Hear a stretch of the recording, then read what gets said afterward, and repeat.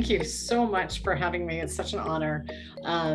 Women supporting other women is always the one of the most important initiatives that I think is out there for us to be able to be part of, help support, help advocate for. I've had a really fun career journey. I am very blessed that it's been what it is. I started in nonprofits for the first 10 years. I am a Seattle native, and I moved to Washington, D.C. and worked in nonprofits. So I got to learn quite a bit about just how the government works, how advocacy works for organizations, professional organizations.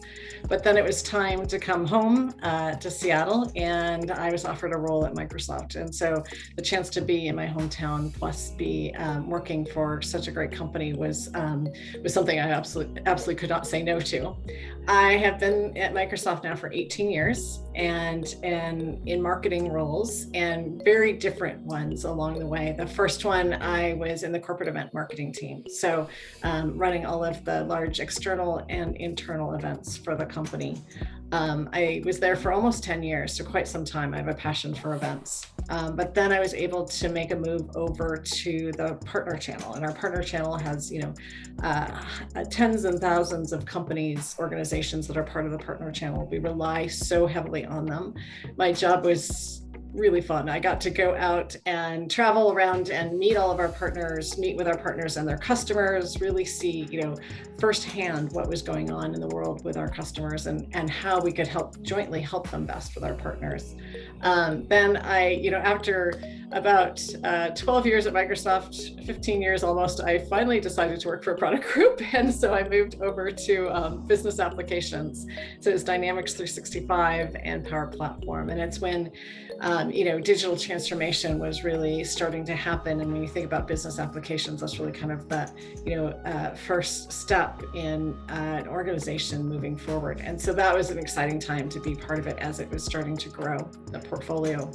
And now I'm in industry marketing. And so I started industry marketing the day that the pandemic really, kicked into high gear, and it has been nonstop activity, change, transformation, survival, resilience, all of those things for all these different industries. So it's been fascinating to see how it's been affecting each of the industries along the way.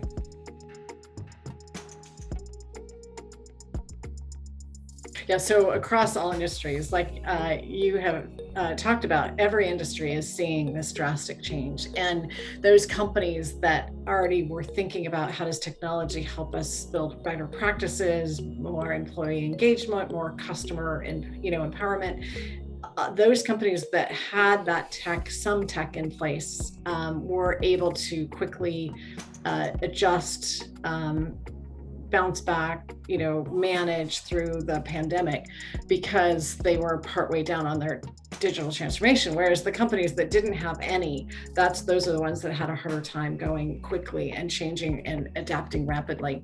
And so, you see it across, you mentioned a few, retail absolutely has changed drastically. Curbside pickup is something that's now will always be a thing. It's gotten to be something that's so widely accepted, very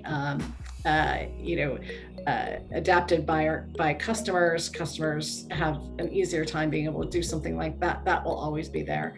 Banking and finance is probably the furthest along from a tech perspective, and so that just continue to accelerate. You can do anything online securely. Security has really been top of mind for all these organizations as they've gone into more of a technology-based approach, but versus a manual approach.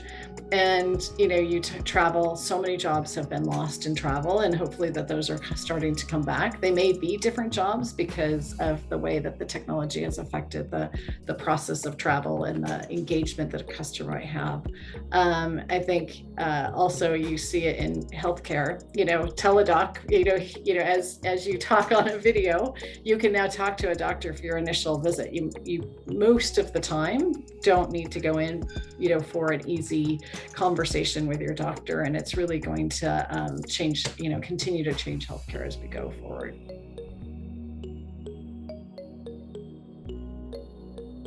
having, being a learner throughout your life. And it's absolutely true. But I think there's other things that come into play. One thing that I believe very strongly in is that mentors make a huge difference in someone's life. I had some amazing mentors when I was first out of college that helped me when they didn't have to. They were very kind.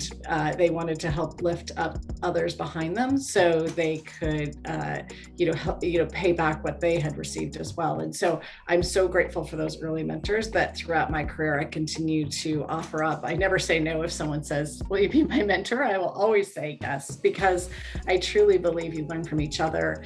A lot of times it takes someone besides yourself to be able to see, really what your true qualities are, what your value is. And so having someone help you pull that out and build it up, and several mentors along the way. Sometimes it's one consistent mentor, sometimes it's several, depending on the situation. And so I'm so grateful for that.